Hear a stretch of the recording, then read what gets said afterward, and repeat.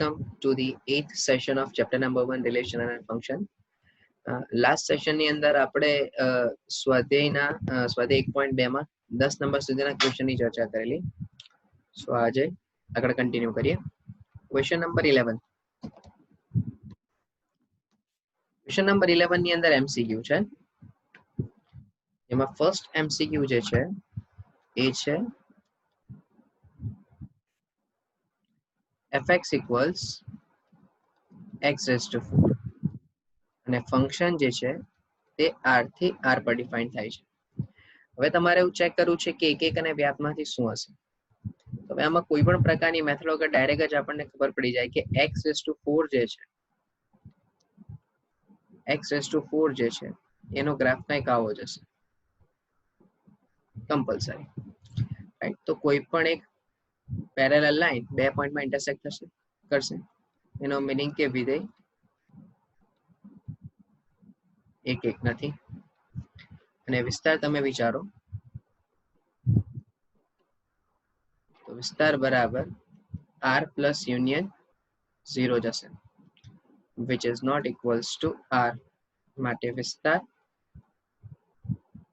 is not equals to સહપ્રદેશ, માટે વ્યાપ્ત પણ નથી. રાઈટ, બહુ ક્લિયર વેમાં થઈ જાય. હવે આમાં કોઈ લાંબી મેથડ કરવાની જરૂર નથી. સ્ટીલ તમારે કરવું હોય તો તમે કરી શકો. અચ્છા, આની અંદર એક્ઝામ્પલ લેવા હોય તો બી લઈ શકાય કે ભાઈ x1 equals to 2 મૂકો, f of 2 નો જવાબ 16 અને x2 equals -2 મૂકો, f of -2 નો બી જવાબ 16 થશે. માટે એવું કહી શકાય કે x1 not x2 implies fx1 equals fx2. એટલે પણ કહી શકીએ આપણે કે વિધેય એક નથી. રાઈટ. સો એમસીક્યુ છે એટલે ડાયરેક્ટ તમે એ વસ્તુને વિચારી શકો, એમાં કંઈ ખોટું નથી. ઓકે, ચાલો. ધેન નંબર 12 માં 12th નંબરની અંદર વિધેય આપ્યું છે r થી r અને fx બરાબર છે 3x. સો હવે તમે જો આના ગ્રાફની ચર્ચા કરો fx બરાબર 3x ના અને ગ્રાફની જો તમે ધારો કે ચર્ચા કરવા જાઓ તો આ એક સીધી રેખા થઈ ગઈ, એટલે આને બેઝિકલી y equals 3x રેખા કહેવાય.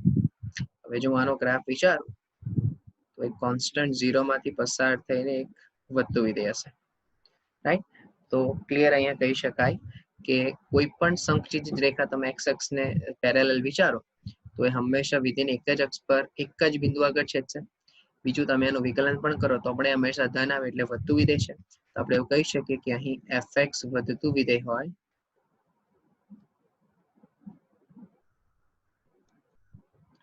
implies એક થાય. રાઈટ. તો બીજી વાત કે કોઈ પણ જગ્યાએ કશે પણ વિધેયનો જવાબ વિધેયના ગ્રાફમાં કશે બ્રેક નથી આવતું. રાઈટ. તો એનો મીનિંગ કે માઇનસ ઇન્ફાઇનાઇટ થી લઈને પ્લસ ઇન્ફાઇનાઇટ સુધીની બધી જ કિંમતો મળશે. એટલે કહી શકાય કે વિસ્તાર બરાબર સહપ્રદેશ બરાબર r, માટે વિધેય વ્યાપ્ત થાય. ઓકે. હવે આને જ તમે થિયોરિટિકલ પણ પ્રૂફ કરી શકો કે fx1 equals fx2 લઈ લો તો તમને આન્સર 3x1 equals x2 મળી જશે. રાઈટ. અને વ્યાપ્ત માટે વિધેયને ઇક્વલ્સ ટુ y સાથે કમ્પેર કરો, એના પરથી x ને તમે કરતા બનાવો, ફરીથી કિંમત મૂકો એટલે y મળી જશે. રાઈટ. એટલે પહેલામાં એક પણ નથી અને વ્યાપ્ત પણ નથી, ડી જવાબ. અને બીજામાં એક અને વ્યાપ્ત છે. યાદ હોય તો એક નિયમ એવો લખાવેલો કે સુરેખ સમીકરણ હંમેશા r થી r પર એક અને વ્યાપ્ત થશે. તો આજે y બરાબર 3x it's a kind of linear function, એ સુરેખ વિધેય છે. ઓકે. સો હોપ કે આ પોઈન્ટ ક્લિયર થયો હોય. નેક્સ્ટ, હવે જે આપણે ચર્ચા કરવી છે તે નવો થિયોરિટિકલ પોઈન્ટની આપણે ચર્ચા કરવી છે. સો બહુ જ અગત્યનો મુદ્દો, સંયોજિત વિધેય, જેને કહેવાય કમ્પોઝાઇટ ફંક્શન.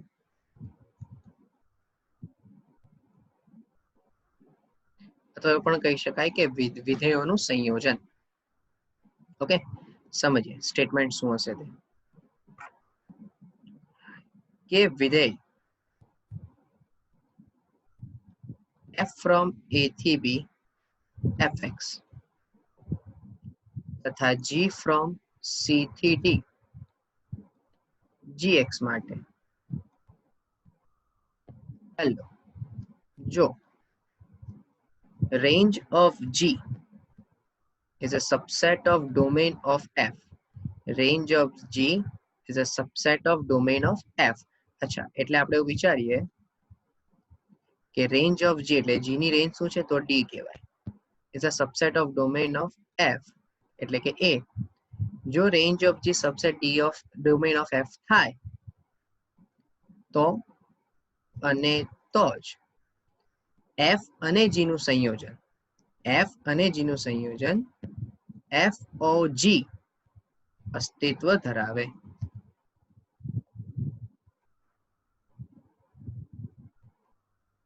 તથા FOG from C to B થાય.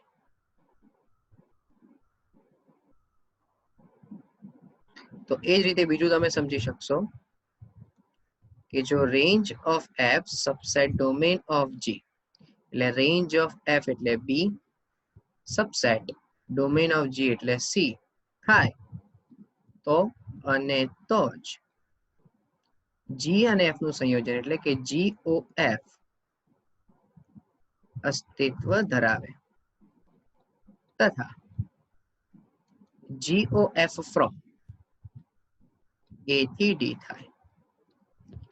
હવે જે શરત લખી છે એનું આપણે રીઝન સમજીએ શું કહેવા માંગે છે કે ધારો કે તમારી પાસે કોઈક એક ઇનપુટ તરીકે તમે x લીધો બરાબર. આ x ને તમે વિધેયમાં મૂક્યો. ધારો કે મને FOG ની ચર્ચા કરવી છે રાઈટ. તો આ x ની કિંમત તમે વિધેયમાં મૂકી શેમાં g માં એટલે મને મળશે g of x.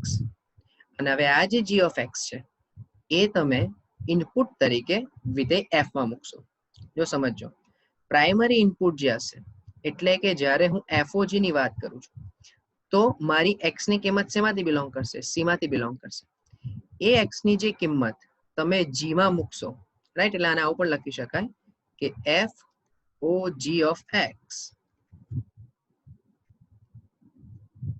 FOG of x બરાબર f of gx.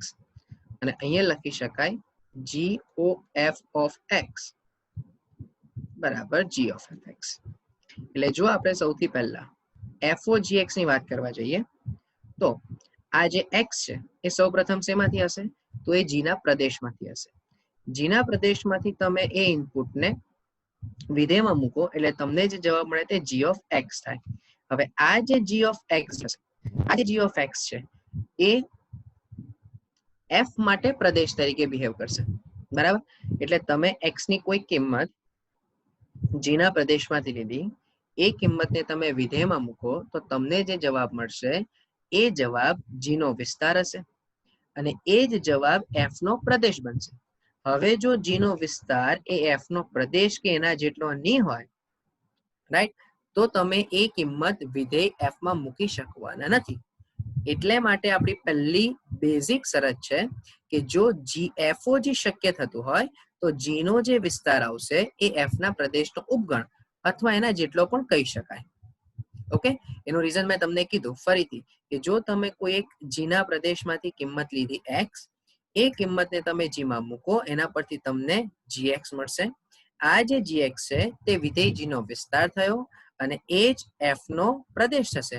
અને હવે આ gx ની કિંમતને તમે f માં મૂકો એટલે તમને f of gx મળશે રાઈટ. એ જ વસ્તુ જો મને GOF જોતું હોય તો મારે શું કરવું પડે. જો હું આ સિસ્ટમને GOF તરીકે વાત કરું તો શું થશે આ સિસ્ટમમાં તો કે સૌથી પહેલા હું કોઈક x ની કિંમત લઈશ કે જે કોના પ્રદેશમાંથી હશે f ના પ્રદેશમાંથી હશે. એને હું વિધેય f માં મૂકીશ તો મને જવાબ fx મળશે. હવે આ જે fx મળ્યું તે f નો વિસ્તાર થયો અને આ જ g નો પ્રદેશ થયો રાઈટ. તો હવે હું આને g ના વિધેયમાં મૂકું તો મને જવાબ g of fx મળશે. રાઈટ. એટલે એવું કહી શકાય કે આ તમારું પ્રાઇમરી ઇનપુટ થઈ ગયું, બરાબર. આ પ્રાઇમરી ઇનપુટ થી તમને જે આન્સર મળ્યો એ એક તરીકે જી ના વિસ્તાર તરીકે બિહેવ કરશે, એટલે આ જે જવાબ હશે એને આપણે જી નો વિસ્તાર પણ કહી શકીએ, અને બીજા સંદર્ભમાં એફ માટે પ્રદેશ પણ કહી શકીએ. એવું જ આ શરતમાં પહેલું આને એફ નો વિસ્તાર પણ કહી શકાય, અને આ જ જી માટે પ્રદેશ પણ હશે. એટલે અહીંયા પણ જે એફ નો વિસ્તાર તમને મળે છે એ વિસ્તાર જીના પ્રદેશનો ઉપગણ અથવા એના જેટલો હોવો જરૂરી છે, તો જ તમે કોઈક વેલ્યુને એક્ઝિસ્ટ કરાવી શકો. રાઈટ. એક્ઝામ્પલ પણ આપણને જોઈ લઈએ. હું એમ કહું કે કોઈક મારું વિધેય એફ ફ્રોમ આર થી આર પર વ્યાખ્યાયિત થાય છે, fx બરાબર 2x છે, અને g ફ્રોમ પણ આર થી આર પર છે, ને gx બરાબર x પ્લસ 1 છે. તો જો મને f ઓફ gx શોધવું હોય તો સૌથી પહેલું gx ની કિંમત શું આવવાની? x પ્લસ 1 આવવાની. અને હવે f ના વિધેયમાં x પ્લસ 1 એ શું હશે? એક પ્રદેશ તરીકે હશે. એટલે x નું જે વિધેય છે 2, એમાં x ના સ્થાન પર મારે x પ્લસ 1 મૂકવાનું, એટલે જવાબ 2x પ્લસ 2 મળશે. હવે જો મારે આ પ્રોસેસને સ્ટેપ બાય સ્ટેપ ફોલો કરવી હોય તો કોઈ પણ એક x ની કિંમત વિચારો. ધારો કે આપણે એવું કહીએ કે x બરાબર 1, રાઈટ. જો હું એમ કહું કે x બરાબર 1, તો આ x બરાબર 1 સૌથી પહેલા શેમાં જશે? તો આવું લખાશે f ઓફ g ઓફ 1 લખાય. ચાલો, g ઓફ 1 નો મિનિંગ શું થયો? આ જે g ઓફ 1 નો મિનિંગ શું થયો? તો કે તમારે g ના વિધેયમાં x ની કિંમત 1 મૂકવાની, નો મિનિંગ કે 1 પ્લસ 1 2, એટલે f ઓફ 2. હવે આ જે 2 આવ્યું એ 2 શું થયું? g નો વિસ્તાર થયો, અને આ જ 2 f નો પ્રદેશ થયો, રાઈટ. તો હવે તમે x બરાબર 2 f ના વિધેયમાં મૂકો તો તમને જવાબ 2 ગુણ્યા 2 એટલે જવાબ 4 મળશે, રાઈટ. અને આ જો આખી પ્રોસેસ ફોલો નહીં કરવી હોય અને સીધું જ જો આખી પ્રોસેસ ફોલો નહીં કરવી હોય અને સીધું જ તમારે જો આન્સર FOGX નો ડાયરેક્ટ આન્સર જોતો હોય તો તમારે શું કરવું પડે કે તમે જે આ f ઓફ gx નું જે વિધેય લાવ્યા એમાં સીધું જ તમે 1 મૂકી શકો તો પણ 2 પ્લસ 2 એટલે જવાબ 4 જ આવશે. ઓકે. એટલે અહીંયાથી સીધી જ તમે ડાયરેક્ટ કિંમત અહીંયા પણ મૂકી શકો. આખી step by step process follow કરી કે પહેલા તમે x ની કિંમત g માં મૂકીને g ની કિંમતને f માં મૂકી, બરાબર. અને એનો ડાયરેક્ટ જવાબ x નો જે f ઓફ gx નો જે વિધેય આવે એમાં પણ ડાયરેક્ટ મૂકો તો પણ જવાબ એક નો એક જ થાય. એવું અહીંયા પણ એ જ થયું કે આ પ્રોસેસમાં શું બતાવ્યું મેં કે પહેલા કોઈ એક x ની કિંમત તમે fx માં મૂકી અને એ fx નો જવાબ તમે gx માં મૂકો.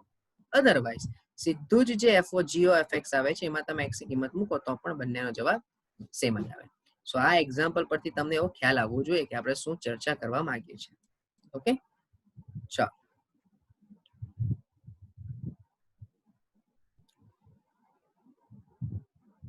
અચ્છા, અને એવું જો મને g ઓફ fx વિચારવું હોય તો શું થશે? g ઓફ fx ની કિંમત 2x છે તો g ના વિધેયમાં x ને બદલે મારે 2x પુટ કરવાનું, એટલે આ 2 x ને બદલે 2x તો જવાબ થઈ ગયો 2x પ્લસ 1. એટલે આ વિધેય આવ્યું. હવે તમે 1 બાય 1 x ની કિંમતને પહેલા f માં મૂકો, f નો જે જવાબ આવે એને g માં મૂકો, રાઈટ. એના કરતા સીધી જ FOGOFX માં કોઈ x ની કિંમત ડાયરેક્ટ તમે 2x પ્લસ 1 માં મૂકો તો પણ તમને જવાબ સેમ જ મળશે, બરાબર. આ થયું સંયોજિત વિધેય. શું કહેવાય, કઈ શરત હોય ને ક્યાંથી ક્યાં વિધેય વ્યાખ્યાયિત થાય, આ બે મુદ્દાઓની અંદર એ બધું જ કવર અપ થઈ ગયું, રાઈટ. એવો જ બીજો અગત્યનો મુદ્દો છે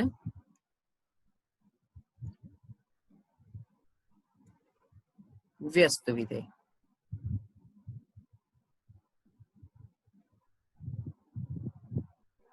બહુ જ અગત્યનો મુદ્દો. આપણે ઓલરેડી પ્રતિવિધેય ભણીને આવ્યા, રાઈટ. તો વ્યસ્ત વિધેય એટલે તમે inverse function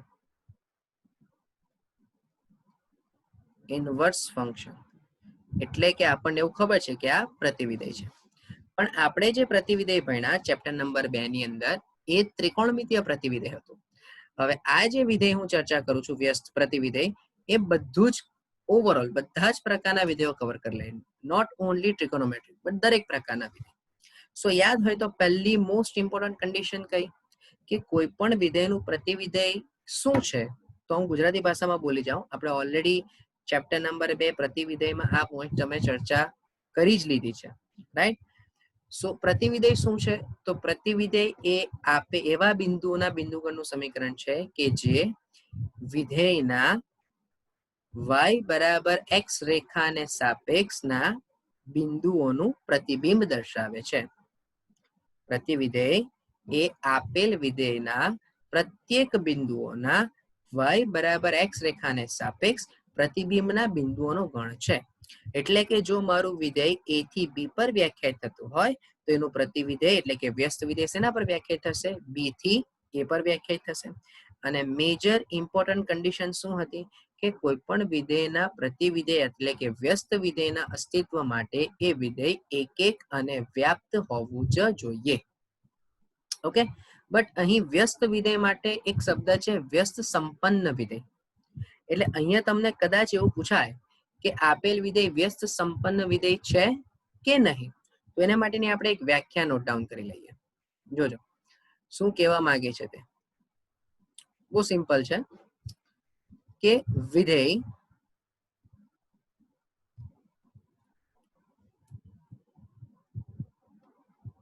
f from a to b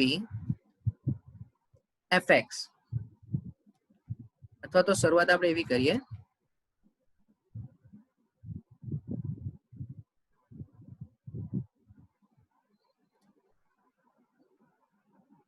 ચાલો કઈ આ રીતે જ કરીએ કે વિધેય f from a થી b fx માટે જો અન્ય કોઈ વિધેય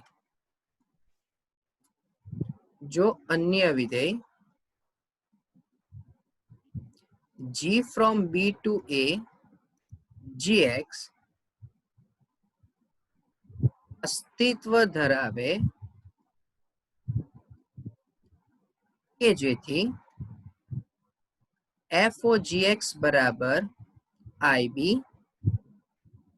તથા g(fx) બરાબર ia થાય,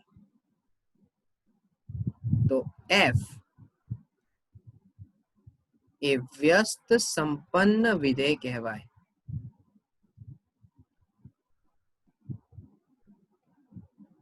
તથા g ને f નું વ્યસ્ત વિધેય એટલે કે પ્રતિવિધેય કહેવાય, જેને f ઇન્વર્સ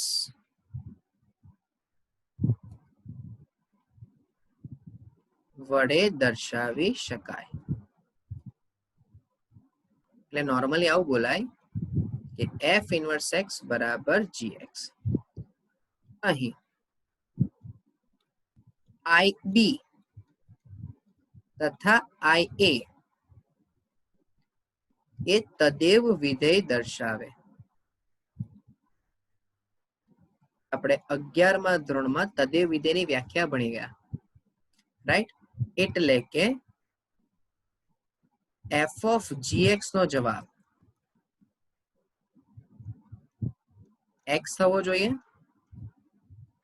તથા g of fx નો પણ જવાબ x જ થવો જોઈએ. તો સવાલ થાય કે f of gx બરાબર ib માં b શું છે? તો આપણે અત્યારે જ ઉપર એક સંયોજિત વિધેયની વ્યાખ્યા ભણી ગયા કે FOG થવા માટેની શરત શું? તો કે g નો વિસ્તાર. તો બોલો FOG માં g નો વિસ્તાર શું છે? તો કે a છે. એ f ના પ્રદેશ એટલે કે એનો ઉપગણ થાય જ. તો FOG કોના પર વ્યાખ્યાયિત થશે? તો કે b થી b પર વ્યાખ્યાયિત થશે. તો આ જે ib છે ને એમાં b શું હશે? તો કે એવો ગણ હશે કે જેના પર FOG વ્યાખ્યાયિત થશે. એટલે કે b એ તમારા FOG નો શું દર્શાવશે? પ્રદેશ દર્શાવશે. એવું જ અહીંયા GOF બરાબર મેં IA લખ્યું છે. કેમ એવું લખ્યું છે? તો તમે વિચારો કે GOF શક્ય બનવા માટે F નો વિસ્તાર, તો F નો વિસ્તાર B થાય, એ G ના પ્રદેશ એટલે કે B નો ઉપગણ થવાનું જ છે. તો GOF ક્યાંથી ક્યાં વ્યાખ્યાયિત થશે? તો કે ભાઈ A થી A પર વ્યાખ્યાયિત થશે, એટલે મેં અહીંયા IA તરીકે દર્શાવ્યું છે. સો IB અને IA શું દર્શાવશે? તદેવ વિધેય દર્શાવે, એટલે કહેવાય આઈડેન્ટિટી. આઈડેન્ટિટી નો મીનિંગ કે FOGX નો જવાબ x હશે અને G of fx નો જવાબ પણ x હશે. જો આવું શક્ય બનતું હોય તો F ને વ્યસ્ત સંપન્ન વિધેય કહેવાય, જ્યાં G એ F નું પ્રતિવિધેય એટલે કે વ્યસ્ત વિધેય છે એમ કહેવાય, અને એને F ઇનવર્સ વડે દર્શાવી શકાય. જો F નું વ્યસ્ત વિધેય અસ્તિત્વ ધરાવે તો વિધેય F એક અને વ્યાપ્ત થાય, તથા એનું જ સમાનાર્થી પણ સાચું. એટલે કે જો F એક અને વ્યાપ્ત હોય તો F નું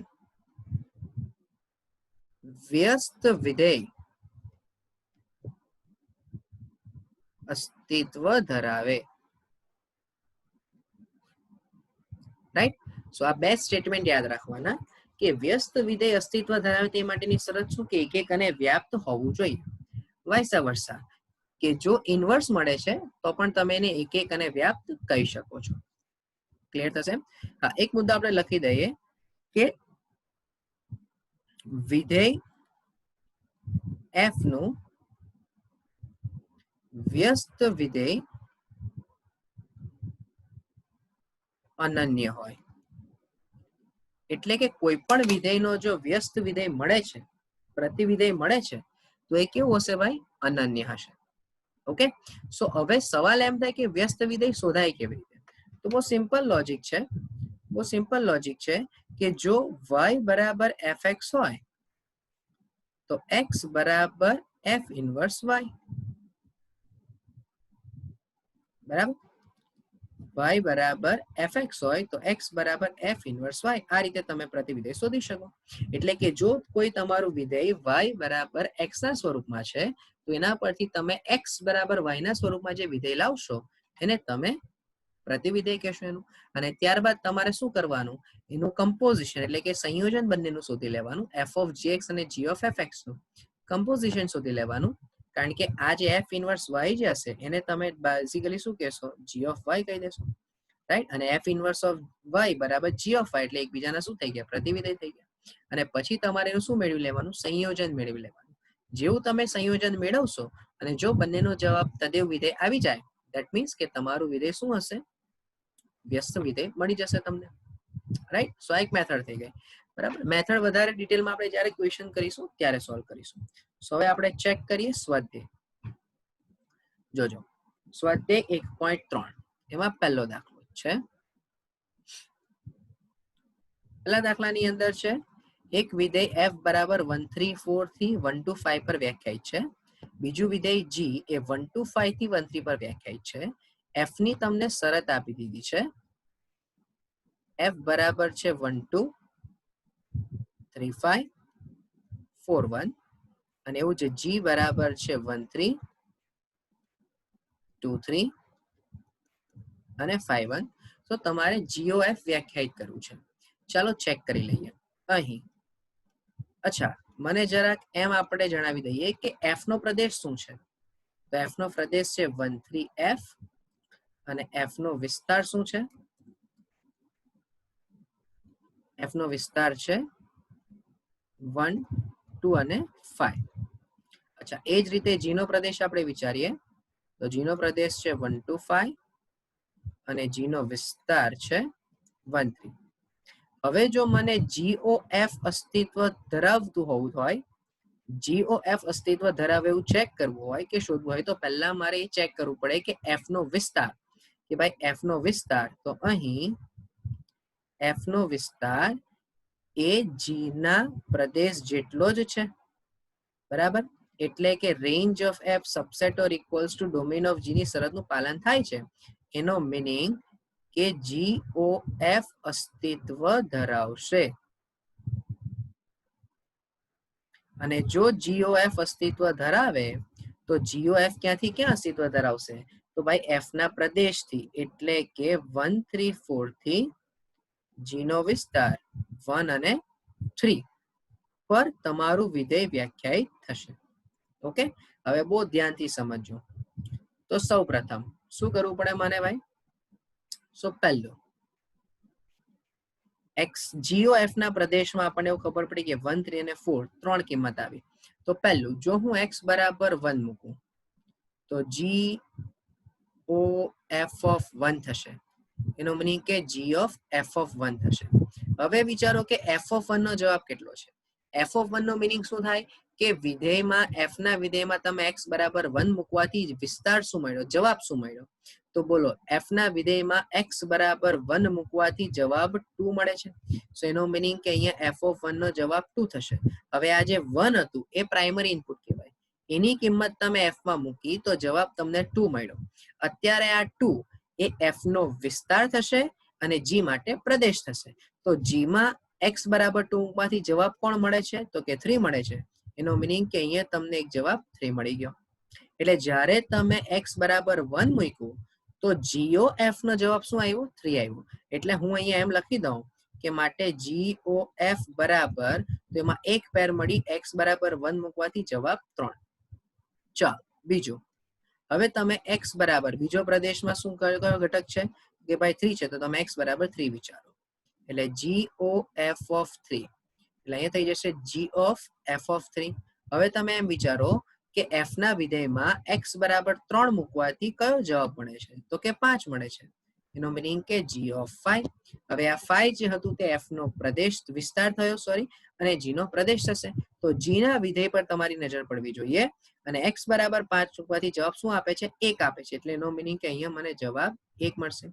એનો મીનિંગ કે બીજી પેર શું મળી? તો કે 3 અને 1 મળશે. અને હવે ત્રીજો ઘટક, તો કે x બરાબર 4 મૂકો. x બરાબર 4 એટલે GOF ઓફ 4, એટલે તમે કહેશો G ઓફ F ઓફ 4. એનો મીનિંગ કે f ના વિધેયમાં x બરાબર 4 મૂકવાથી જવાબ શું મળે છે? તો 1 મળે છે.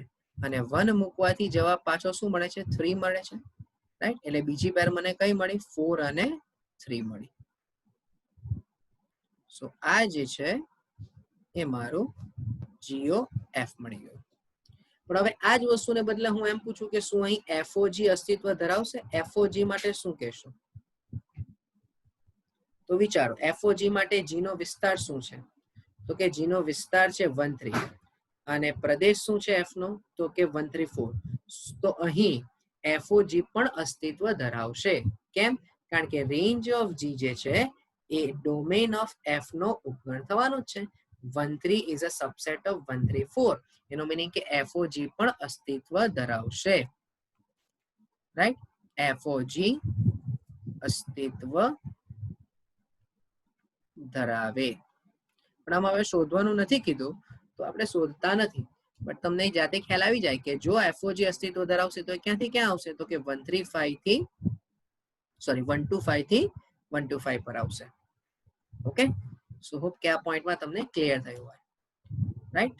નેક્સ્ટ ક્વેશ્ચન પર જાઉં. નેક્સ્ટ ક્વેશ્ચન ની અંદર છે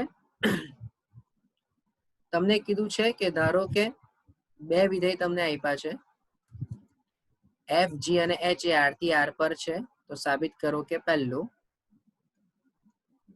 પહેલાની અંદર LHS આપણે લઈ લઈએ. LHS છે f પ્લસ g OH. જો અહીં કોઈ પણ પ્રકારનું ક્રોસ વેરિફિકેશન અસ્તિત્વ ધરાવે છે કે નહીં ચેક કરવાની જરૂર નથી. કેમ નથી જરૂર? કારણ કે ઓલરેડી r થી r પર જ વ્યાખ્યાયિત કરીને આપી દીધા છે. ઓકે, અને આ જે બે મુદ્દા છે સનાતન સત્ય થઈ જાય. એટલે આ તમે ડાયરેક્ટ થિયોરિટિકલ પણ યાદ રાખો તો પણ ચાલે, પ્રૂફ કરવું હોય તો પણ તમે આ રીતે લખી શકો કે f પ્લસ GOH બરાબર f plus g of HX. એટલે આને લખાય f of hx plus g of hx. હવે f of hx ને લખાશે fohx પ્લસ gohx, એટલે આ થઈ ગયું foh પ્લસ goh. હવે આ રીતે સાબિતી નહીં આપવી હોય ને તમે f g અને h ને કોઈ અલગ અલગ વિધેય લઈ લો તો પણ ચાલે. હા, કે ભાઈ fx બરાબર x, gx બરાબર x પ્લસ 1 અને hx બરાબર 2x પ્લસ 1, અને પછી તમે આ સાબિતી આપો તો પણ ચાલે. ઓકે, અને તો આના બરાબર તમારું RHS થઈ ગયું. માટે કહી શકાય કે f plus g of h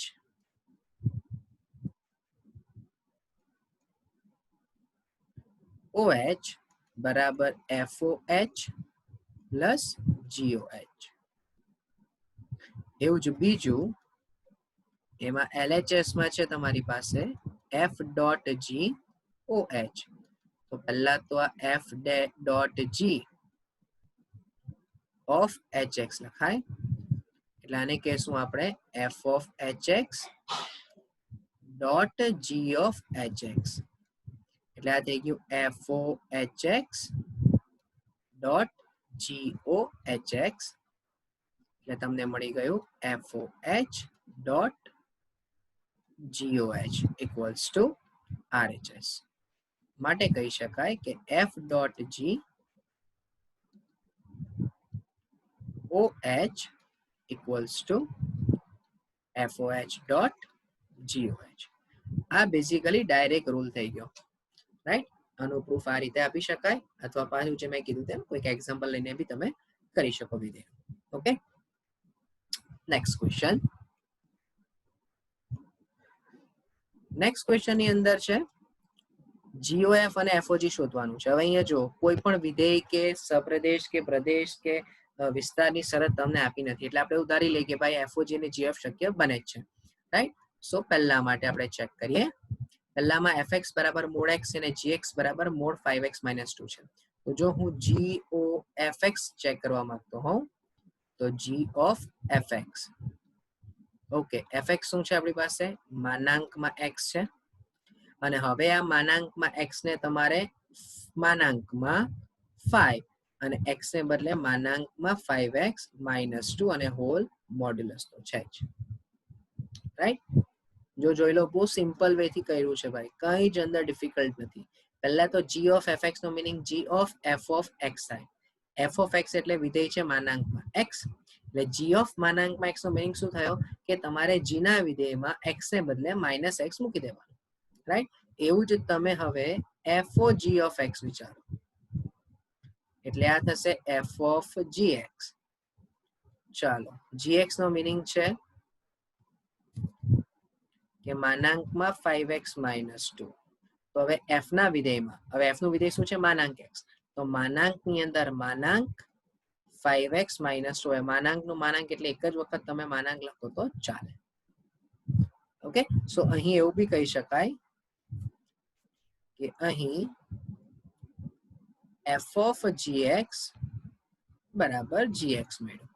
એટલે આના પરથી કઈ રૂલ સાબિત નથી થતો, બટ આ તો કદાચ 4 ઓપ્શનમાં કદાચ MCQ માં પૂછાય કે f of gx બરાબર ખાલી જગ્યા, કદાચ માનાંકમાં 5x પ્લસ 2 આપે, gx આપે, fx આપે ને એક પણ નહીં એવું આપી શકે, તો તમને ખ્યાલ આવવું જોઈએ. ઓકે, ચાલો એવું જ બીજું ચેક કરીએ. બીજાની અંદર g of fx equals to g of fx. ચાલો, fx શું છે 8x નો ક્યુબ છે. ચાલો હવે ધ્યાનથી જોજો, આ જે 8x નો ક્યુબ છે ને એને તમારે g ના વિધેયમાં, હવે g નું વિધેય શું છે x ની 1/3, એટલે અહીંયા આપણે x ની જગ્યાએ ખાલી રાખીએ રેઝ ટુ 1/3. અહીં g ના વિધેયમાં x ને બદલે તમારે 8x નો ક્યુબ મૂકવાનો, એટલે આ 8 રેઝ ટુ 1/3 અને x ક્યુબ રેઝ ટુ 1/3 થશે. એનો મીનિંગ કે આ 2x થઈ ગયું. અને એ જ રીતે જ્યારે તમે FOGX વિચારો છો તો f of gx, ચાલો gx શું છે, gx છે x ની પાવરમાં 1/3. તો જ્યારે તમે એ f ની x ની પાવર 1/3 ને f ના વિધેયમાં મૂકો, f નું વિધેય શું છે 8 into x નો ક્યુબ, અને એમાં x ને બદલે આપણે મૂકવાનું x રેઝ ટુ 1/3 તો 3 3 કેન્સલ એનો મીનિંગ કે અહીંયા તમને જવાબ મળી જશે 8x ઓકે થશે ભાઈ પોઈન્ટ ક્લિયર હવે જો આને વેલ્યુ થી ચેક કરવું હોય ધારો કે તો પણ આપણે વિચારી શકીએ ધારો કે આપણે તમારે વેલ્યુ થી ચેક કરવું છે તો હું એમ કહું કે હું x બરાબર 1 મૂકું જો સ્ટેપ બાય સ્ટેપ x બરાબર 1 એટલે g ઓફ f ઓફ 1 જાઓ ચલો f ઓફ 1 એટલે શું છે તો કે f ઓફ 1 એટલે 8 into x ક્યુબ તો 8 into 1 હોલ ક્યુબ એટલે 8 તો અહીંયા થઈ જશે g ઓફ 8 અને g ઓફ 8 એટલે શું થશે તો કે 8 નું ઘનમૂળ એટલે જવાબ 2 રાઈટ એટલે તમને g ઓફ f ઓફ 1 નો જવાબ 2 મળ્યો હવે g of f of 1 f નું વિધેય શું હતું 2x હતું તો તમે આ x ની કિંમત 1 ને આટલા બધા લાંબા મૂકવા કરતા સીધી જ 2x માં મૂકશો તો પણ તમને જવાબ 2 જ મળશે ઓકે સો આ તો એક જસ્ટ મેં તમને બતાવ્યું કે કઈ રીતે આ એક્ઝામ્પલ થી પણ સોલ્વ થઈ શકે બટ અહીંયા તમારે ઇન જનરલ પ્રૂફ કરવું હતું સો એના વિશે પણ તમને આઈડિયા આવી જાય ઓકે નેક્સ્ટ ક્વેશ્ચન પર જઈએ જો નેક્સ્ટ ક્વેશ્ચન માટે છે કે fx બરાબર 4x plus 3 upon 6x minus 4 જ્યાં x not equals to 2/3 હવે બધાને જેવું ખબર પડે છે કે x not 2/3 કેમ આપ્યું છે એનો મીનિંગ એવો થાય એ આપવાનું કારણ એક જ છે કે 4x plus 3 ના છેદમાં 6x minus 4 માંથી તમે 2 કોમન લઈ લો તો તમને 3x minus 2 મળશે હવે જો હું x ની કિંમત 2/3 મૂકું તો છેદ 0 થઈ જાય રાઈટ એટલે એનો મીનિંગ એવો થયો કે આ જે વિધેય છે એનો પ્રદેશ શું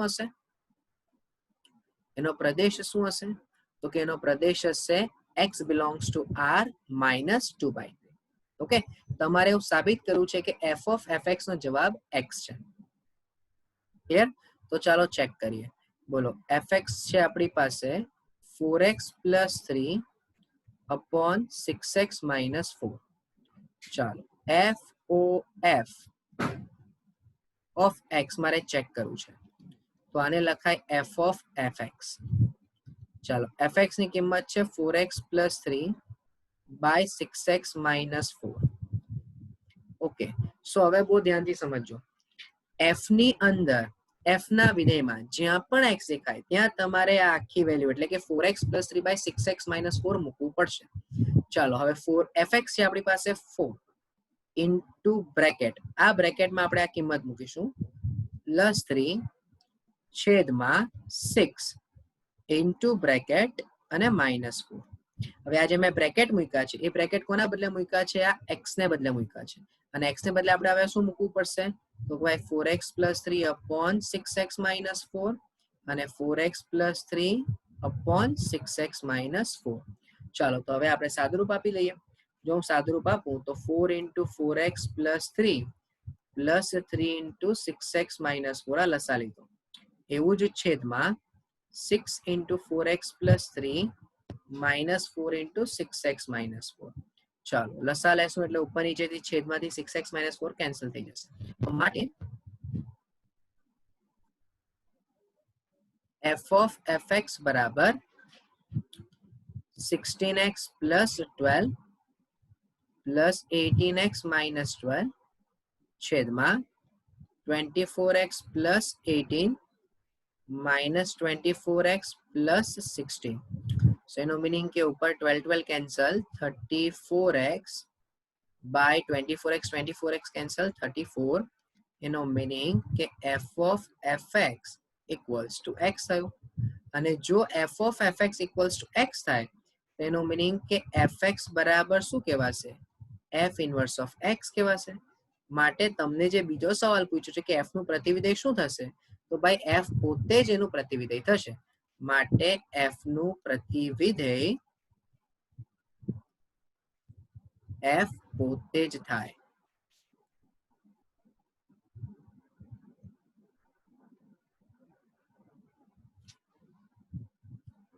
રાઈટ થશે ભાઈ ક્લિયર હવે આ જ વસ્તુને જો તમારે પ્રૂફ આપીને ચેક કરવું હોય કે કેવી રીતે f ઇન્વર્સ જ પોતે પોતાનું વિધેય થયું f જ પોતે પોતાનું પ્રતિવિધેય થયું તો તમારે શું કરવાનું તમારે સિમ્પલી ખાલી આ જાણકારી માટે 4x પ્લસ 3/6x માઇનસ 4 બરાબર y લેવાનું. નાના પરથી તમારે x ને કરતા બનાવવાનું.